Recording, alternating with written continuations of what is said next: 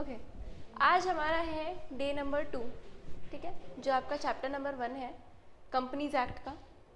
Companies act अपन पढ़ना शुरू कर दिया था कल अपन ने, ठीक है। कंपनीज एक्ट कॉर्पोरेट लॉ में स्टार्ट किया था। आज अपना उसका है डे नंबर 2। ओके, डेफिनेशन तक अपन ने कर लिया था। डेफिनेशन तक अपन ने कर लिया था इसको, ठीक है। एक चीज डेफिनेशन में कल एक पॉइंट रह गया था। कंपनीज एक्ट में जो डेफिनेशन दी है कंपनीज की, वो कहाँ दी है? बोले तो कौन सा सेक्शन रेफर करोगे? अगर तुमको कंपनीज एक्ट से कंपनी की डेफिनेशन पूछी गई तो कौन सा सेक्शन रेफर करोगे? तो वो सेक्शन है तुम्हारा सेक्शन 2 क्लॉज 20, सेक्शन 2 क्लॉज 20, ठीक है। कई बार बच्चों को कंफ्यूजन होता है कि सेक्शन के जस्ट बाद तो सब सेक्शन ही आना चाहिए। क्या होता है बेसिक क्रोनोलॉजी, क्या होती है? Section, then you have sub section, then you have clause,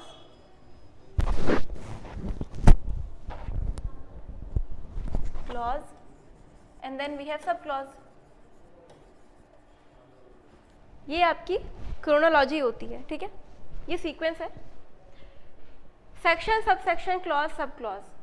कभी कभी ये फॉलो नहीं होता है, ठीक है। जरूरी नहीं है कि हर जगह आपको यही सीक्वेंस देखने को मिलेगा, इसलिए इस चीज को कभी रटना मत, कभी इसको मगअप मत करना कि सेक्शन के बाद तो सब सेक्शन ही आएगा। जरूरी नहीं होता है ऐसा, ठीक है। तो कंपनीज एक्ट का सेक्शन 2, कंपनीज एक्ट का section 2 clause 20 says about the definition of company.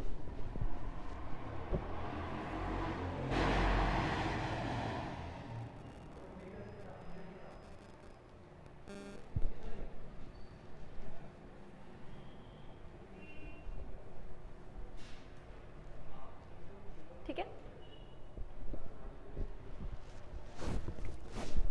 A company may be incorporated. A company may be an incorporated company or a corporation or an unincorporated company.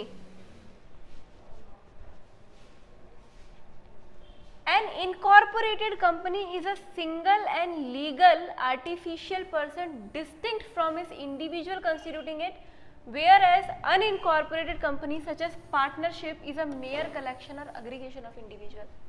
यहाँ पे आपका आता है सबसे बड़ा जो कंसेप्ट होता है कंपनी का, वो जो कंपनियां होती हैं आपकी, जो कंपनीज एक्ट में रजिस्टर्ड है, वो तो कंपनीज एक्ट में अगर कोई भी एंटिटी रजिस्टर्ड हो जाती है तो कंपनी बन जाती है। ये मैंने आपको पहले ही बताया था, ठीक है, डे 1 वाले लेक्चर में आपको बताया था। तो अगर कोई भी एंटिटी कंपनीज एक्ट में रजिस्टर्ड है तो वो कंपनी बन गई। तो मैंने आपको क्या बोला था? मेंबर में कम, मेंबर में गो, कंपनी को फर्क नहीं पड़ता, कंपनी को लॉ से ही आई है, लॉ में ही जाके मिलेगी, लॉ से ही खत्म होगी ना। वैसे ही अगर आप कोई एक एंटिटी बनाते हो और सोचते हो कि हम कंपनीज एक्ट में रजिस्टर्ड नहीं करवाएंगे, इसको हम क्या करेंगे, इसको कंपनीज एक्ट में रजिस्टर्ड नहीं करवाएंगे। आज मैंने एक शॉप खोली, ठीक है, आज मैंने एक दुकान खोली, मैंने बोला मैं इसको कंपनीज एक्ट में रजिस्टर्ड नहीं करवाऊंगी, मैं इसको कंपनी का नाम नहीं देना चाहती, इस एंटिटी को पार्टनरशिप में लेके जाऊंगी। कहाँ लेकर जाऊंगी? पार्टनरशिप बनाऊंगी मैं इसको। तो मैंने बोला मैं और मेरा भाई मिलके एक पार्टनरशिप खोलते हैं, अच्छी कंपनी, अच्छा अपन पैसा यहाँ पे कमाएंगे, बिजनेस है, इसको पार्टनरशिप में लेके जाना है, मुझे कंपनी नहीं बनानी है, इसमें कंपनी के रूल्स एंड रेगुलेशंस ना बाबा हमसे नहीं झेले जाएंगे। तो उस केस में क्या इसको भी कंपनी बोलोगे? क्या नहीं बोलोगे, ठीक है। एट फाइनल लेवल बच्चों को ये चीज़ पता होनी चाहिए कि पार्टनरशिप और कंपनी अलग अलग होती हैं। हर इंस्टीट्यूशन को खड़े होकर कंपनी मत बोल देना, ठीक है। कंपनी अलग है, पार्टनरशिप अलग है, ठीक है। पार्टनरशिप में ऐसा नहीं होता, पार्टनरशिप में ये कंसेप्ट नहीं है मेंबर में कम, मेंबर में गो। पार्टनरशिप तो चल ही इंडिविजुअल्स की वजह से रही है, पार्टनरशिप तो चल ही पार्टनर्स की वजह से रही है। 2 पार्टनर 3 पार्टनर मिलके पार्टनरशिप फर्म इस्टेब्लिश करते हैं अपनी कोई, तो वो तो चल ही पार्टनर्स की वजह से रही है। अगर किसी पार्टनर का देहांत होता है, कोई पार्टनर छोड़ के जाता है, तो आप देखते हो पूरा कॉन्स्टिट्यूशन पार्टनरशिप का बदल जाता है, ठीक है। तो इसीलिए पार्टनरशिप में आप कंपनी वाला कंसेप्ट मत डालना, पार्टनरशिप में ऐसा नहीं होता है कि मेंबर्स में कम मेंबर्स में को, पार्टनरशिप की तो पहचान ही उसके पार्टनर से होती है। कंपनीज में ऐसा नहीं होता, कंपनी के शेयर होल्डर्स हैं, कंपनी के एम्प्लॉयज़ हैं, कंपनी के डायरेक्टर्स हैं, कोई भी आए कोई भी जाए, company is a separate legal person, separate legal person, ठीक है। जो तुम्हारी पार्टनरशिप फर्म होती है ये तो मेयर कलेक्शन ऑफ पीपल है। मेयर मतलब क्या होता है? मेयर मतलब होता है सिर्फ, तो ये तो मेयर कलेक्शन ऑफ पीपल है। 2-3 लोगों को मिला के बिजनेस शुरू कर लो, बन गई पार्टनरशिप, बन गई पार्टनरशिप, वो कंपनी का है। तो कंपनी बनाने के लिए इस पार्टनरशिप एंटिटी को मैं लेकर जाके कंपनीज एक्ट में रजिस्टर्ड करवाऊंगी तब कंपनी बनेगी, ठीक है। लेकिन उससे पहले तक पार्टनरशिप और उसके मेंबर्स अलग अलग नहीं माने जाएंगे। पार्टनरशिप और उसके पार्टनर्स आर सेम पीपल, ठीक है। Therefore, unlike a partnership, a company is a corporate body. Partnership के अनलाइक मतलब पार्टनरशिप को अगर छोड़ दो तो पार्टनरशिप तो होती है, ठीक है, collection of body. Unlike partnership, company is a corporate body. Partnership is not a corporate body, partnership firm is not a corporate body, याद रखना, ठीक है। This is not a corporate body, not corporate body. Corporate body है कौन सी? Company है, company है। Company is a corporate body and a legal person having status and personality distinct and separate from the members constituting it, ठीक है। एक चीज, एक concept तुमको बताने जा रही हूँ मैं, LLP, limited partnership company, LLP, ठीक है। लिमिटेड पार्टनरशिप तुम्हारा ये लिमिटेड लाइबिलिटी पार्टनरशिप, ठीक है। लिमिटेड सुना होगा तुमने, लिमिटेड लाइबिलिटी पार्टनरशिप। ये क्या होता है? LLP, limited liability partnership.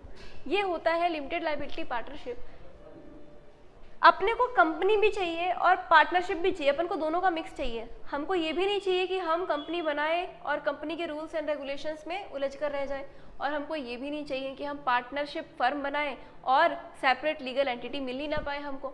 Members आ रहे हैं जा रहे हैं, उससे पूरा हमारा डेली का वर्किंग जो है वो बिगड़ रहा है। तो हमको ये नहीं चाहिए कि अलग एक पार्टनरशिप ही हो जाए या अलग कंपनी जाए। वी वांट द हाइब्रिड, हमको दोनों का मिक्स चाहिए। तो उस केस में गवर्नमेंट ने एक कंस्टिट्यूशन ऑफ कंपनी बनाया, this is your LLP। LLP एक ऐसा कंसेप्ट है जिसमें दोनों के फीचर्स मिल जाएंगे। LLP is a body corporate, limited liability partnership है तो पार्टनरशिप, लेकिन बॉडी कॉर्पोरेट मानी जाती है। बॉडी कॉर्पोरेट क्यों? इसके पार्टनर्स और इसके बीच में एक गैप है, दोनों सेम नहीं होते। अनलाइक नॉर्मल पार्टनरशिप जिसमें पार्टनर और जो पार्टनरशिप फर्म है दोनों एक ही माने जाते हैं, LLP में ऐसा नहीं माना जाता। LLP का नाम ही है लिमिटेड लाइबिलिटी पार्टनरशिप, मतलब लिमिटेड लाइबिलिटी रहेगी पार्टनर्स की। पार्टनर्स का जो पैसा है वो पूरा का पूरा नहीं लिया जाएगा, उनकी एसेट्स नहीं बेची जाएंगी। अगर आज ये पार्टनरशिप फर्म बंद होती है, दिवालिया होती है, तो पार्टनर्स के जो आपके पैसे हैं वो पूरे के पूरे नहीं यूज़ किए जाएंगे, उनकी एसेट्स नहीं बेची जाएगी। तो जो आपका LLP है, नॉट कंपनी, LLP और उसके मेंबर्स यानी कि उसके पार्टनर्स, उसके बीच में गैप डाल दो तो बन जाता है तुम्हारा LLP का concept. It is a body corporate. तो दोनों के फीचर्स मिला के ये कंसेप्ट बनाया गया है ताकि पब्लिक की आजकल डिमांड रहती है कि उनको दोनों का मिक्स चाहिए होता है, ठीक है। तो ये आई होप आपको समझ में आ गया। अब अपन पढ़ेंगे सबसे इंपॉर्टेंट चीज़ पे जो है आपका फीचर्स ऑफ कंपनी। एक चीज़ इसको स्टार मार्क कर लेना, मार्क दिस एज इम्पॉर्टेंट, क्योंकि डेफिनेशन है, कभी MCQ वगैरह में या ऑब्जेक्टिव टाइप क्वेश्चन में पूछ ले तो तुमको पता होना चाहिए कि सेक्शन 2 क्लॉज 20 में दिया है। अगेन याद रखना ये क्लॉज है, ये क्लॉज है। कंपनीज एक्ट में जो डेफिनेशंस दी है वो सेक्शन और क्लॉज में दी है, क्लॉज, ठीक है। तो सेक्शन 2 क्लॉज 20 में you have been given about the definition of companies act, definition of company in companies act. Feature देखो कंपनी के, ठीक है, मैं क्लीन कर देती हूँ इसको पूरा। फीचर्स ऑफ कंपनी, कंपनी के फीचर्स क्या क्या होते हैं। जिस दिन कंपनी बन गई ना, जिस दिन कंपनी बन गई उस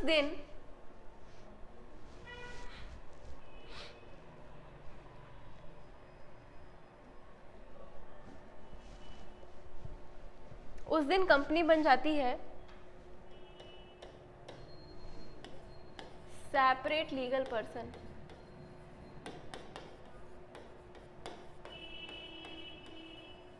सेपरेट लीगल पर्सन, या फिर आप कह सकते हो independent corporate existence. Independent corporate existence क्या होता है ये? इसका मतलब ये है कि कंपनी और उसके मेंबर्स, मेंबर्स बोले तो शेयर होल्डर्स, कंपनी और उसके शेयर होल्डर्स को अलग अलग माना जाएगा। एक सेंटेंस है जो बहुत बार रिपीट होता है जब आप कंपनीज एक्ट पढ़ते हो, तो share holders are the owners of company, सुना होगा आई होप आपने, share holders are the owners of company. Share holders company के मालिक हैं। क्यों है भाई मालिक? आज अगर कंपनी की प्रॉपर्टी है तो शेयर होल्डर्स के नाम पे है क्या? तो क्यों बोलते हैं ओनर? उनको ओनर इसलिए बोला जाता है क्योंकि उन्हीं का तो पैसा कंपनी में लगा है ना, उन्हीं का तो पैसा कंपनी में लगा है। अगर वो लोग पैसा कंपनी को देते नहीं, अपना पैसा कंपनी में इन्वेस्ट नहीं करते, तो क्या वो कंपनी चलती? नहीं चलती। तो इसीलिए share holders are owner of company, क्योंकि पैसा उन्होंने दिया है तो उनके डिसीजन से चलेंगे कंपनी पे, उन्हीं के डिसीजन कंपनी पे चलने चाहिए। तो दिस इज वन थिंग। लेकिन इसका मतलब कभी भी ये मत समझना कि कंपनी के ओनर्स को शेयर होल्डर बोलते हैं, इसका मतलब तुम ये मान लो कि कंपनी की जितनी भी एसेट्स है वो सब शेयर होल्डर्स के नाम पे है, कंपनी की जितनी लाइबिलिटी है सब शेयर होल्डर्स के नाम पे है। नहीं नहीं नहीं, कंपनी के जितने भी एसेट्स हैं, जितनी भी लाइबिलिटीज हैं, कंपनी के ही हैं वो। कंपनी के एसेट्स पे कंपनी का नाम है, कंपनी की लाइबिलिटीज पे कंपनी का नाम है। Company, company is a separate person. ये पेन है, ये पेन एक सेपरेट एंटिटी है। ये पेन मैं नहीं हूँ, भले ही मैंने इसको अपने हाथ में ले रखा है, मैं इसी से लिख रही हूँ, but this is not me. मैं अलग हूँ, ये पेन अलग है। सेम वे में ये कंपनी अलग कंसेप्ट है और उसके मेंबर्स वो अलग कंसेप्ट है। Company is a separate legal person. Company के खुद के एग्जिस्टेंस होगी, कंपनी के खुद के एसेट्स होंगे, उसके खुद के लाइबिलिटीज होंगे। तो कंपनी एक एंटिटी है खुद में, ठीक है। तो सेपरेट लीगल पर्सन है ये एक। मेंबर्स में कम, मेंबर्स में गो, कंपनी को कुछ फर्क नहीं पड़ने वाला, सेपरेट लीगल पर्सन है ये पहला कंसेप्ट, ठीक है। तो इसका जो एग्जिस्टेंस है ये इंडिपेंडेंट है, इंडिपेंडेंट कॉर्पोरेट एग्जिस्टेंस। रीड करते हैं आपका module. The outstanding feature of a company is its independent corporate existence. It is distinct legal person existing from existing independent member से। By incorporation under the act, the company is vested with corporate personality which is distinct from the members who compose it. ठीक है। तो जो लोग भी मिल के ये decide करते हैं कि एक कंपनी खोलते हैं अपन, तो एक कंपनी खोलते हैं अपन, तो वो जितने भी लोगों ने डिसाइड किया है कि कंपनी खोलते हैं वो लोग अलग हैं और कंपनी अलग है। दोनों को मिक्स मत करना, क्योंकि आपने कंपनी बनाने का सोचा है। अगर आपको उस एंटिटी को और अपने आप को सेम रखना था, उसकी एसेट्स आपकी एसेट्स, उसकी लाइबिलिटी आपकी लाइबिलिटी, तो पार्टनरशिप खोलो ना। कंपनी क्यों खोल रहे हो? कंपनी जिस दिन खुल गई ना, जिस दिन ओपन हो गई, जिस दिन रजिस्टर्ड हो गई, उसी दिन आप और वो कंपनी, जो बिल्डिंग है कंपनी की, वो अलग हो जाएगी और आप अलग हो जाओगे, ठीक है। ठीक है। ये इंडिपेंडेंट कॉर्पोरेट एग्जिस्टेंस को समझाने के लिए एक केस लॉ है, सैलमॉन वर्सेस सैलमॉन, ठीक है। Salmon versus salmon. ये जो तुम्हारा यहाँ पे सैलमॉन था, या यहाँ पे ओ की जगह ए था या ओ था, ये अभी भी थोड़ा सा कंट्रोवर्शियल चलता है। कभी कभी यहाँ ए लिखते हैं कुछ लोग, कभी कभी यहाँ ओ लिखते हैं कुछ लोग।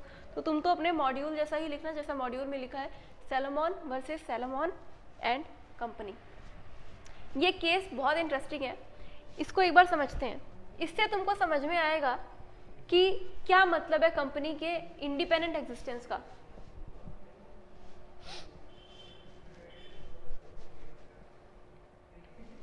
देखो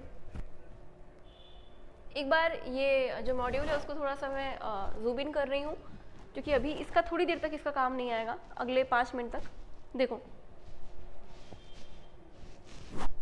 सैलमन एंड सैलमन का केस क्या हुआ था।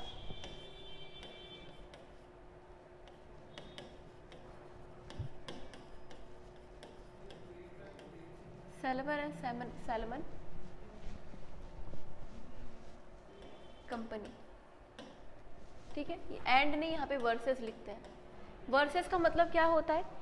एक पार्टी ने दूसरे पार्टी के अगेंस्ट केस किया है, या उन दोनों के बीच में डिस्प्यूट चल रहा है, केस चल रहा है, तो इसको कैसे लिखा जाता है? इसको लिखा जाता है वर्सेस। वर्सेस मतलब क्या होता है कि एक पार्टी दूसरे के अगेंस्ट है। वर्सेस मतलब तुम समझते ही हो, इंडिया वर्सेस पाकिस्तान, ठीक है। तो एक पार्टी दूसरे के अगेंस्ट है, दोनों के बीच में कुछ अनबन चल रही है। तो salmon and company, salmon company, ठीक है, ये तुम्हारा केस हुआ था 1898 में। काफ़ी पुराना केस है वैसे तो, लेकिन लॉजिक जो इसमें समझाया गया था ना, आज तक रेफर किया जाता है। बेस्ट तरीके से समझाया कि कंपनी कैसे अलग है और उसके मेंबर्स कैसे अलग हैं। देखो, एक बंदा था सैलमन एक आदमी था। सैलमन ने बोला जूते का बिजनेस खोलते हैं, ठीक है। अब एक चीज़ और, यहाँ पे जो फैक्ट्स मैं बताऊंगी, फैक्ट्स कि जूते का बिजनेस है, हो सकता है सैलमन का असली में किसी और चीज़ का बिजनेस हो, ठीक है। तो यहाँ पे फैक्ट्स पे मत जाना, यहाँ तुमको लॉजिक पे जाना है, जो लॉजिक हुआ था। सैलमन का जूते का बिजनेस है, ठीक है, शूज़ का बिजनेस है। कुछ जो तुम्हारा हो सकता है बिजनेस किसी और का हो, लेकिन फैक्ट्स जो थे समवॉट सेम थे, फैक्ट्स भी अलग नहीं है, समवॉट सेम है। सैलमन का शूज़ का बिजनेस है, ठीक है।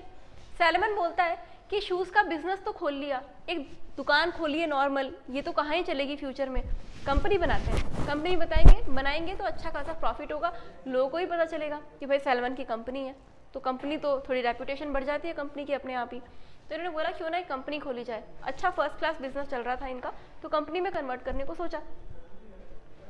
सैलमन ने क्या किया, सैलमन एंड कंपनी लिमिटेड करके अपने बिजनेस को बेच दिया।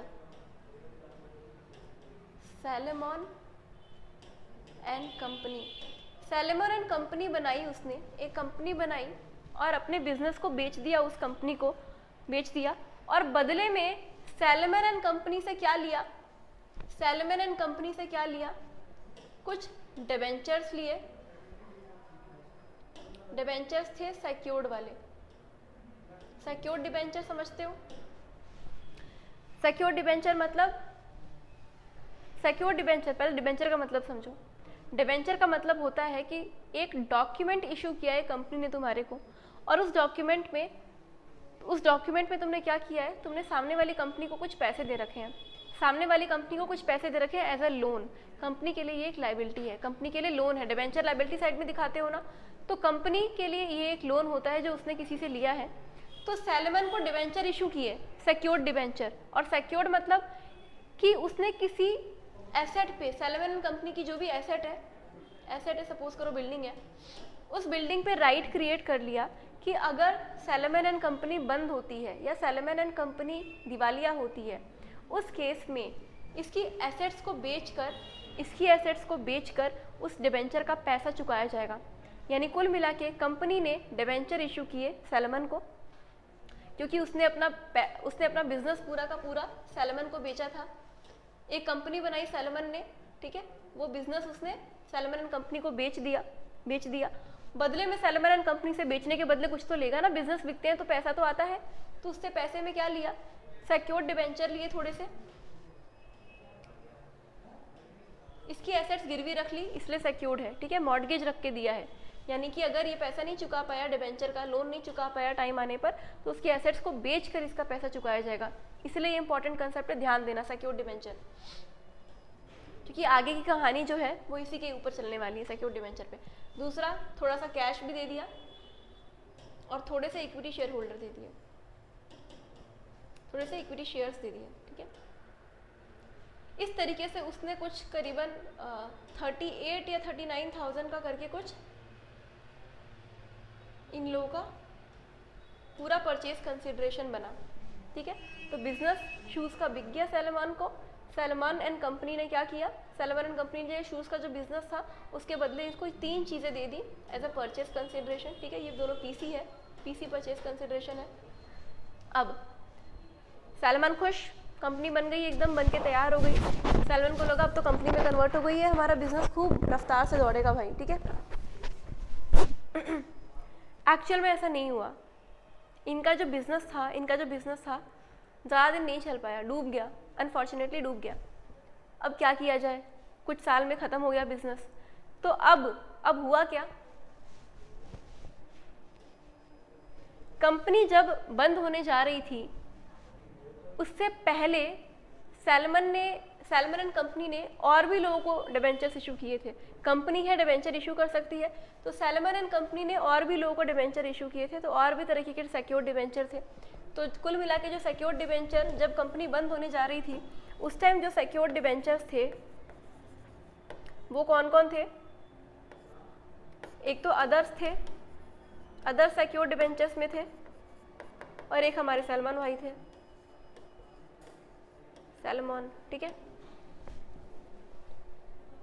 सलमान से सलमान भाई याद आता है क्योंकि वो मीम जो चलते हैं आजकल सलमान खान के ऊपर, वो हीरन वीरन का केस उसके ऊपर हुआ था, उससे रिलेटेड। एनीवेज सलमान भाई से सलमान याद रह जाएगा तुमको।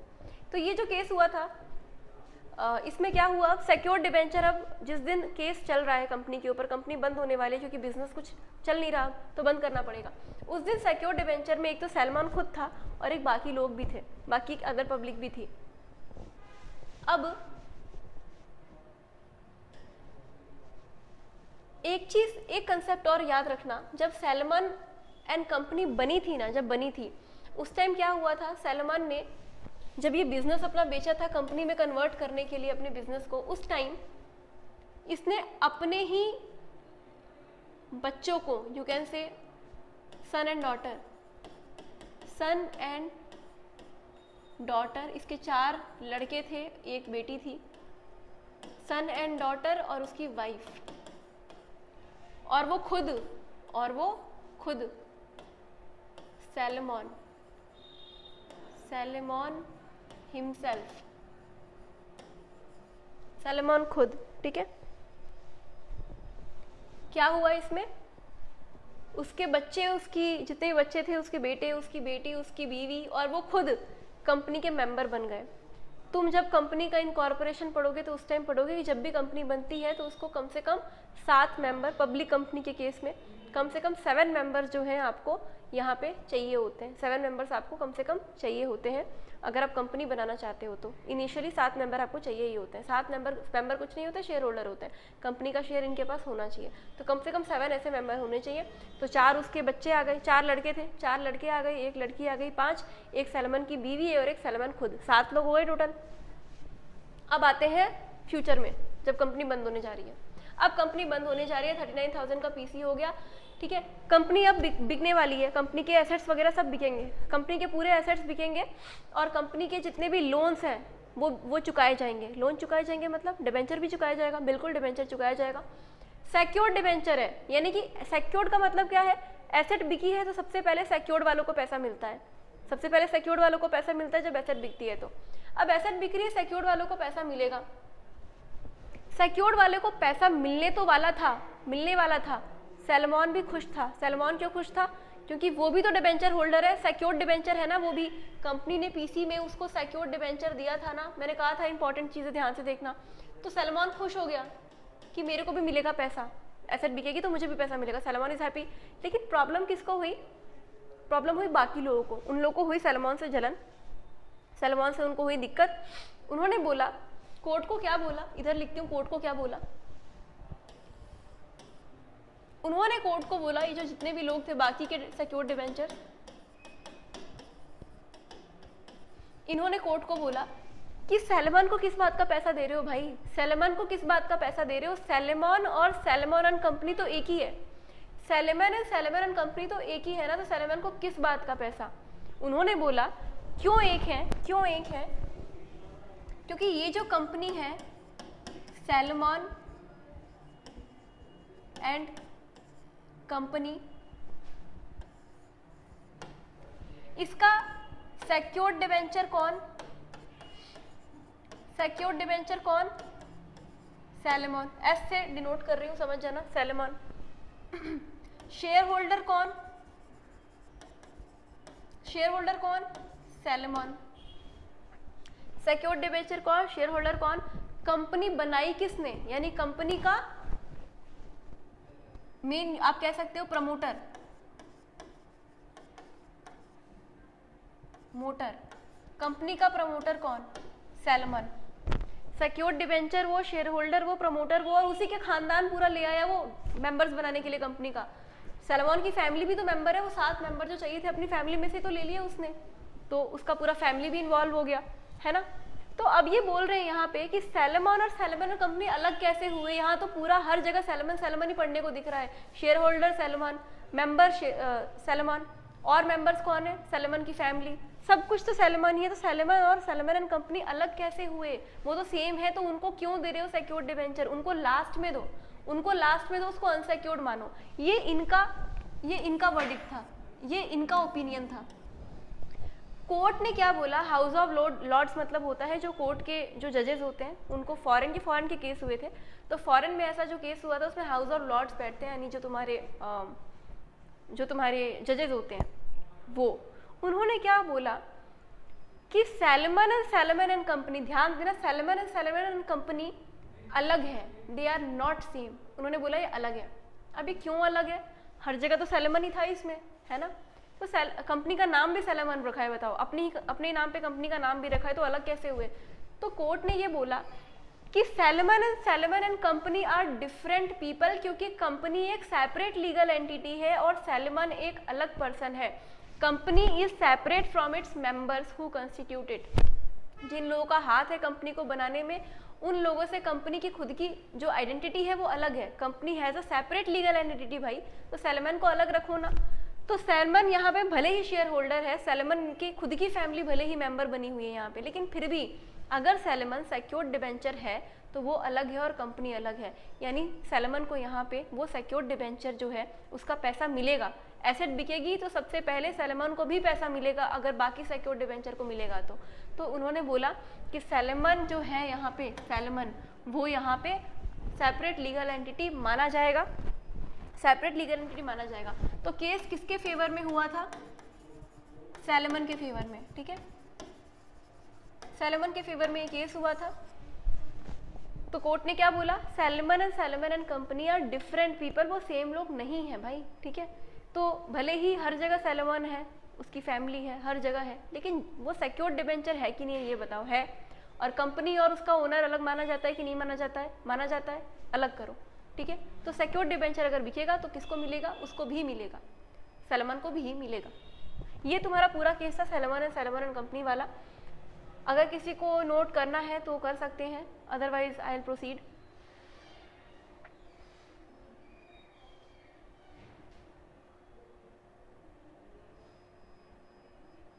ठीक है,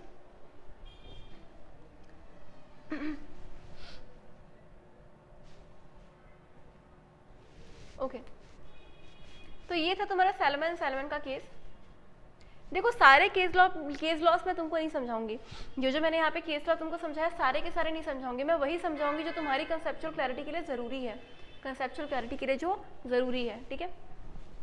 और सैलमन तो आना ही चाहिए तुमको केस, ये तो बचपन से मतलब पढ़ाया जाता है बच्चों को, सैलमन वाला केस। लिमिटेड लाइबिलिटी, तो इंडिपेंडेंट एग्जिस्टेंस तुम्हारा आई होप क्लियर है। दूसरा और लिमिटेड लाइबिलिटी, देखो जो कंपनी होती है ना बहुत तरीके की होती है, कंपनीज ऑफ डिफरेंट काइंड्स, जिसमें से एक टाइप ये भी है, एक टाइप ये भी है, कौन सा, कंपनी लिमिटेड बाय शेयर्स, एक है कंपनी लिमिटेड बाय गारंटी, ठीक है। यहाँ पे किसकी बात हो रही है, हमारे कंसेप्ट में शेयर्स की बात हो रही है। अगर कंपनी लिमिटेड बाय शेयर्स है मतलब शेयर होल्डर्स को अपने शेयर पे जितना पैसा देना है, जो कॉल मनी उनको देना होता है, सिर्फ उतने अमाउंट तक ही उनकी लायबिलिटी है, सिर्फ उतने ही अमाउंट तक उनकी लायबिलिटी है। आज अगर कंपनी को पैसों की ज़रूरत है, कंपनी बिकने वाली है, तो उस केस में अगर कंपनी को पैसों की ज़रूरत बचती है, कंपनी वाइंड अप हो रही है, उस केस में जो शेयर होल्डर्स हैं उनसे आप कितना पैसा मांग लोगे, उतना ही मांगोगे जितना उनको शेयर पे कॉल पेंडिंग था। 20 रुपये का शेयर खरीदा, 10 रुपये दे दिए, 10 रुपये अभी बचे हुए हैं देने, तो उससे सिर्फ 10 रुपये ही एक्स्ट्रा मांग सकते हो, जो 10 रुपये उसके पेंडिंग है कॉल पे, उतना ही पैसा मांग सकते हो। This is the case of limited by shares. Limited by guarantee में क्या होता है, शेयर होल्डर्स जो हैं उन्होंने खुद ही बोला कि हमारे से सिर्फ शेयर्स वाला पैसा मत मांगो, हम सिर्फ शेयर्स वाला पैसा तुमको नहीं देंगे, हम तुमको एडिशनल दे देंगे 50,000। तो उसने खुद गारंटी दे दी जब कंपनी वाइंड अप होगी तो मैं इतना रुपया दूंगा कंपनी को, इतना रुपया कंपनी को दूंगा या दूंगी, ऐसे केस में भी। तो जो भी ये पैसा खुद गारंटी दे रहे हो, फिर तो कंपनी क्यों छोड़ेगी तुमको। तो उस केस में जो तुम गारंटी वाला केस आता है ना कि गारंटीड अमाउंट तक तुमको देना पड़ेगा जितना भी तुमने गारंटी किया कंपनी को, वो आता है लिमिटेड बाई शेयर्स वाले, लिमिटेड बाई गारंटी वाले केस में, लिमिटेड बाई गारंटी वाले केस में। जनरली कंपनीज पे कौन सा लगता है? Limited by shares, limited by shares. Most of the companies choose for limited by shares वाली, ठीक है। तो ये जो शेयर्स वाली कंपनी है उसमें लिमिटेड लाइबिलिटी होती है, यानी शेयर होल्डर की उतनी ही लाइबिलिटी रहेगी जितना अनपेड अमाउंट रहेगा ऑन कॉल, ठीक है, अनपेड अमाउंट ऑन कॉल। देखो, the privilege of limited liability of for business debts is one of the principal advantage of doing business under the corporate form of organisation where the subscribers exercise the choice of registering the company with limited liability. The members liability become limited or restricted to the nominal value of the shares. बोला ना, face value जो है, जो उनको देना है, जितना ही पैसा उनको देना है कंपनी के शेयर्स पे, वो पूरा taken by them, an amount guaranteed by them, या फिर अगर गारंटी वाली कंपनी है लिमिटेड बाई गारंटी तो उन्होंने जितना गारंटी किया है उतना ही उससे मांगा जाएगा, और अगर शेयर्स वाली कंपनी है लिमिटेड बाई शेयर्स तो जितना शेयर्स वाला पैसा है उतना ही उनसे मांगा जाएगा। No member is bound to contribute, this is important, no member is bound to contribute anything more than the nominal value of shares held by him. अगर आप कंपनी लिमिटेड बाई शेयर्स है तो उस केस में किसी की इतनी मजाल नहीं कि तुमसे उस अमाउंट से ज़्यादा मांग ले जितना शेयर्स पे तुम्हारा पेंडिंग है, सिर्फ उतने की ही लाइबिलिटी है तुम्हारी, उससे ज़्यादा कोई तुमसे मांग नहीं सकता, ठीक है। तो share holder is liable to pay for the shares as and when it is called up by the company, जितना कॉल्ड अप अमाउंट तुमको देना है उतना ही पैसे के लिए लायबल हो। In case of default unpaid shares में भी फॉरफिटेड, और अगर वो पैसा भी नहीं दे रहे हो, एक तो तुमसे कुछ मांग नहीं रहे, तुमने जब शेयर खरीदा उसी का पैसा तुमसे मांग रहे हैं, वो पैसा भी देने की औकात नहीं रख रहे हो, तो उस केस में तुम्हारा शेयर फॉरफिट ना कर लिया जाए, उस केस में तुम्हारे शेयर को कैंसिल ना कर दिया जाए। तो ये लोग वही बोल रहे हैं, अगर डिफॉल्ट कर दिया ना इसमें भी, तो उनके अनपेड जो शेयर्स हैं, अनपेड मतलब मनी जो है उनका, वो फॉरफिट कर लिया जाएगा। अनपेड शेयर्स हैं, जितने तक वो शेयर्स नहीं दिया आपने, पैसा नहीं दिया उस शेयर्स पे, तो उतने तक का वो शेयर आपका कैंसिल कर दिया जाएगा, आपको राइट्स भी फिर उतने ही मिलेंगे जितने आपने पैसे दिए हैं। तो कैंसिलेशन ऑफ शेयर्स होती है, 11-12 में फॉरफीचर ऑफ शेयर्स पढ़ा था, वो कंसेप्ट यहाँ पे लग जाएगा। And the share holder no more remains a share holder, और वो शेयर होल्डर नहीं लिया जाएगा क्योंकि उसका शेयर ही पूरा कैंसिल करने जा रहे हो, तो उसको शेयर होल्डर मानोगे ही नहीं, ठीक है। तो this is your concept of limited liability. ये आसान था, it was not so important. Perpetual succession, third point is perpetual succession. एक और फीचर पढ़ने जा रहे हो कंपनी का, ये होता है परपेचुअल सक्सेशन। परपेचुअल सक्सेशन का मतलब होता है मेंबरशिप ऑफ कंपनी में keep changing from time to time but does not affect the company's continuity. The death और insolvency of individual member does not in any way affect the corporate existence of the company. Members may come members may go, company can go forever. ये important line है जो मैं तुमको बता रही थी।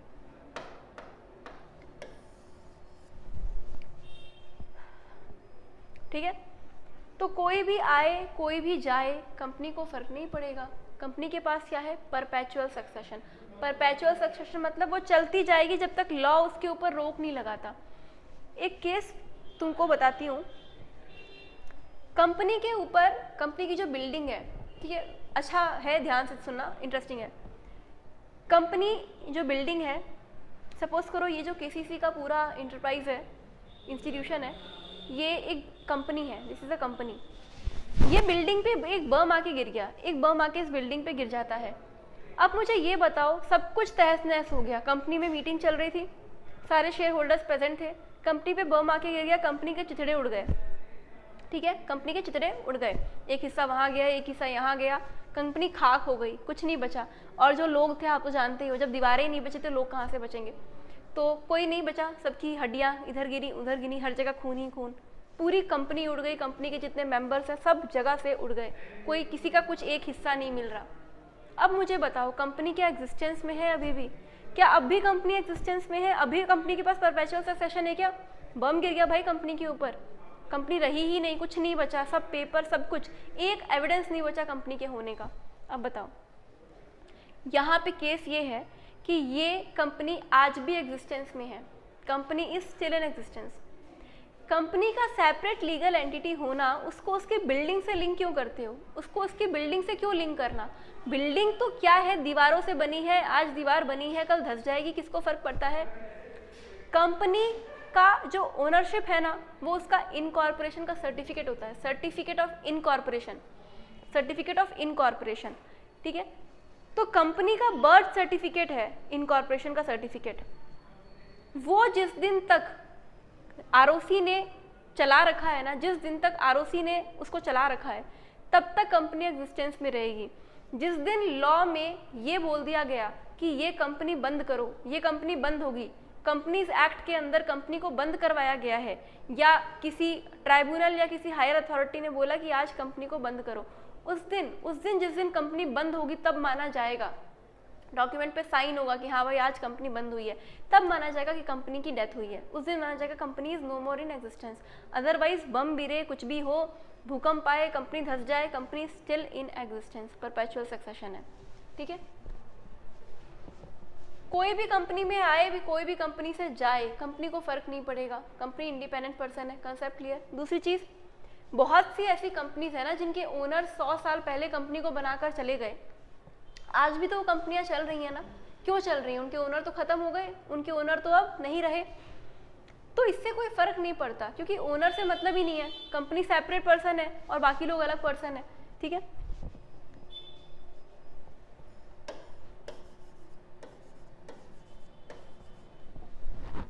Okay,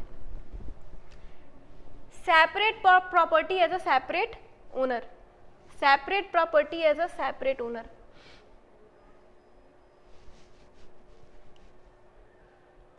अब क्योंकि कंपनी एक डिफरेंट लीगल पर्सन है, सेपरेट लीगल पर्सन है, तो कंपनी की जितनी भी एसेट्स हैं, एसेट्स ये कंपनी के नाम पे ही होंगी ना, ये कंपनी के ही तो नाम पे होंगी, होनी चाहिए। कंपनी की जितनी भी एसेट्स है, ये बिल्डिंग है, कंपनी की जो भी मशीनरी है, कंप्यूटर है, ये सब किसके नाम पे होगा? कंपनी के नाम पे होना चाहिए, किसी डायरेक्टर के नाम पे नहीं, किसी एम्प्लॉय के नाम पे नहीं, किसी शेयर होल्डर के नाम पे नहीं। जिसने कंपनी में सबसे ज़्यादा पैसा लगाया है, 99% पैसा लगाया उसने कंपनी में, फिर भी उसके नाम पे नहीं। कंपनी की एसेट्स कंपनी के नाम पे होनी चाहिए, ठीक है। तो assets of company should be in the name of company itself, not in the name of any other person, चाहे उसका कंपनी बनाने में कितना भी बड़ा रोल रहा हो, ठीक है। तो क्योंकि कंपनी एक सेपरेट एंटिटी मानी जाती है, कंपनी को एक कैपेबिलिटी दी गई है, कंपनी को ये राइट दिया गया है कि वो ओन कर सकती है, ओन मतलब अपने नाम पे रख सकती है, ओनरशिप रख सकती है, इंजॉय कर सकती है, मजे करेगी उस प्रॉपर्टी के साथ, उस प्रॉपर्टी के साथ कंपनी को जो करना है करेगी, रेंट पे देना है रेंट पे देगी, बेचना है बेचेगी, रखना है रखेगी, उसको ये इंजॉय करने का राइट दिया है, डिस्पोज करने का राइट दिया है। कंपनी चाहे तो अपनी एसेट बेच सकती है, ठीक है, कंपनी चाहे तो अपनी एसेट को रेंट पे चढ़ा सकती है, खुद के नाम पे, खुद के नाम पे वो एसेट कंपनी के नाम पे अगर है तो कंपनी के पास उसको ओन करने का, एंजॉय करने का, डिस्पोज करने का हक है। The company becomes the owner of its capital and its assets, company becomes the owner of its capital and its assets. जो पैसा है कंपनी की, कैपिटल जो लगाते हो कैपिटल, कंपनी का पैसा, कंपनी के एसेट्स, कंपनी के assets. Share holders are not the several और joint owners of company's property, company's property, company की प्रॉपर्टी में शेयर होल्डर को हक नहीं देते। ये कहने की बात होती है कि share holders are the owners of company, वो सिर्फ इसीलिए कहा जाता है ताकि शेयर होल्डर्स का थोड़ा मनोबल बढ़े कि भाई हमने पैसा लगाया कंपनी में, हम ही कंपनी के ओनर्स हैं। जनरल मीटिंग में जो स्पेशल रिजोल्यूशन पास होता है, ऑर्डिनरी रिजोल्यूशन पास होता है, ये किससे पास होता है? ये शेयर होल्डर्स ही तो करते हैं ना, उन्हीं के तो डिसीजन चलते हैं, तो इसलिए कहा जाता है share holders are the owners of company. But इसका मतलब ये थोड़ी है कि आज कंपनी ने कोई एसेट खरीदी तो उनके नाम पे करवा दोगे, नहीं, कंपनी के नाम पे रहेगा।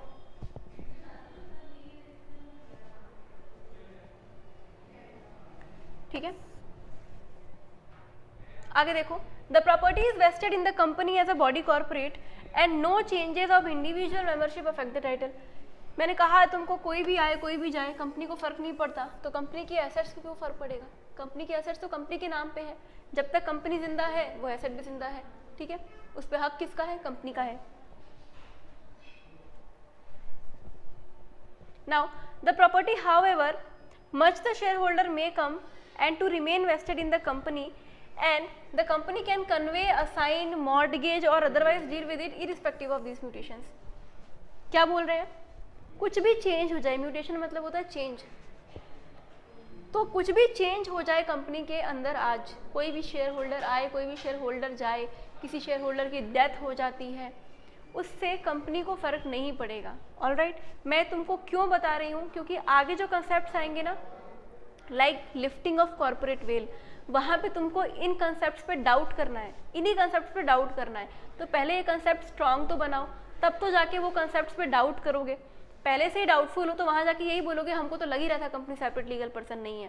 ठीक है, कंपनी है सेपरेट लीगल पर्सन भाई, लेकिन कभी कभी कंपनी के सेपरेट लीगल पर्सन होने का नाजायज़ फ़ायदा उठाया जाता है, फ़ायदा उठाया जाता है, क्योंकि कंपनी को चलाने के लिए तो दूसरे ही लोग चाहिए ना. माना company is a separate legal person, but है तो नॉन लिविंग थिंग, है तो नॉन लिविंग थिंग, खुद हाथ पे रहें क्या उसके, खुद एसेट को बेचने जाएगी, खुद एसेट को खरीदने जाएगी नहीं. तो इसके जो मैनेजमेंट की टीम होती है कंपनी की, उसके डायरेक्टर्स, उसके की मैनेजरियल पर्सन, जो मैनेजमेंट का पार्ट होता है, वही तो कंपनी को चला रहा है. ठीक है, तो कभी कभी क्या होता है, जो मैनेजमेंट के लोग हैं कंपनी के पीछे छुपकर, कंपनी के नाम के पीछे छुपकर कंपनी का गलत फ़ायदा उठाते हैं, बोलते हैं कि क्या हमने क्या गलत किया, गलत तो कंपनी कर रही है, गलत तो कंपनी कर रही है भाई, कंपनी से सेपरेट लीगल पर्सन ना और हम सेपरेट है, तो कंपनी के नाम पे एसेट बिकी तो कंपनी ने बेची, कंपनी ने कुछ खरीदा तो कंपनी ने खरीदा, पर कर तो आप ही रहे हो, कर तो कोई और ही रहा है ये, क्योंकि कंपनी के तो हाथ पैर है नहीं. कंपनी चल के जाती है क्या कभी कि लाओ मुझे एसेट बेचनी है मेरी, नॉन लिविंग थिंग है वो, बिल्डिंग खुद चल के जाती है नहीं. ठीक है, तो ये तुम्हारा कंसेप्ट है पूरा, separate property as a separate owner. जब सेपरेट पर्सन हो तो प्रॉपर्टी भी सेपरेट उस आदमी के नाम पे ही रहेगी. Alright, this was enough for today. ये तुम्हारा अपना फीचर्स तक आई थिंक हो गया. ठीक है, कुछ फीचर्स अपने और बचे हैं जो अपन करेंगे अपनी नेक्स्ट क्लास में. Alright, thank you. जहाँ तक पढ़ाया है प्लीज़ पढ़कर आना. वैसे तो मैं बोलती जोर दे देकर हूँ तुमको, ताकि तुमको वो सेंटेंस रट जाए, तुमको वो सेंटेंस दिमाग में बैठ जाए, लेकिन दिमाग है, it is just a machine. ठीक है, आज पढ़ोगे, एक दिन याद रहेगा, 2 दिन याद रहेगा, कब तक याद रहेगा, तो उसको ब्रश अप तो तुमको खुद करना पड़ेगा. ठीक है, तो घर जाके रिवाइज ज़रूर करना, लेकिन याद आएगा फिर सब कुछ कि हाँ मैम ने ये लाइन बताई थी, ये बताया था. ठीक है, alright, thank you so much. पढ़कर आना, मिलते हैं अपनी नेक्स्ट क्लास में.